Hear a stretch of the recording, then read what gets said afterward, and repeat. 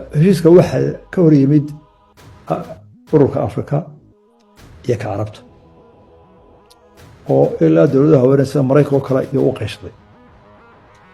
waayo majority-goodii Soomaaliya ee markay abatay way dhageysteen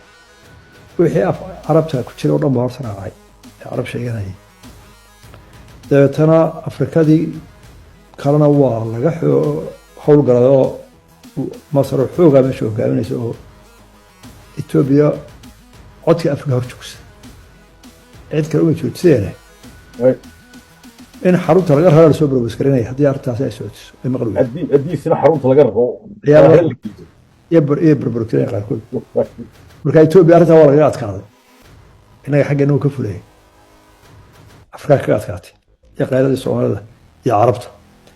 ururkan Carabta intuu Carabtii aamin waayay oo Islaamka u yeeray markaas saddex conference baa isku raacay Afrika Arab League iyo Islamic Organization oo kuntan dowladda saddex hor joogtay Ethiopia